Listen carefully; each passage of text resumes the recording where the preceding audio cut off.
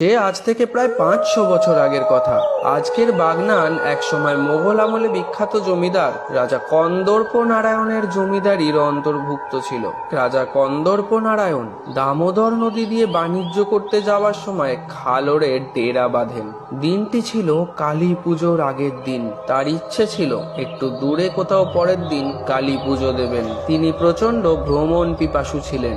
দেহরক্ষীরা তাকে বারণ করেন রাতে নৌকা ছেড়ে বেরিয়ে আশেপাশে জঙ্গলে ঘুরতে, কিন্তু তিনি মাঝরাতে একা জঙ্গল ভ্রমণে বেরোন। তিনি জঙ্গল ভ্রমণ করতে করতে হঠাৎ চারিদিকে অলৌকিক আওয়াজ পেতে শুরু করেন।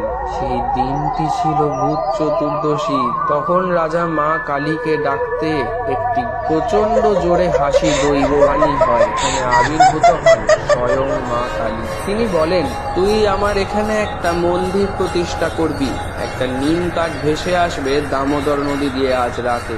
সেই কাঠেই তৈরি হবে আমার মূর্তি। তারপর রাজা মায়ের আদেশ অনুসারে কাঠ পান ও মূর্তি তৈরি করে একটি মন্দির প্রতিষ্ঠা করেন কালী পুজোর দিনে। সেই মূর্তিটি কালের নিয়মে নষ্ট হয়ে গেলেও মা স্বপ্নাদেশ দেন শ্যামপুরের শিল্পী গণেশ চন্দ্র মণ্ডলকে একটি নিমকাঠ একটি বিশেষ জায়গায় ভেসে আসলে সেটি তুলে নিয়ে মাকে মূর্তি রূপে প্রতিষ্ঠা করতে 1347 বঙ্গাব্দের 32 আষাঢ় সেই মূর্তি প্রতিষ্ঠিত হয়।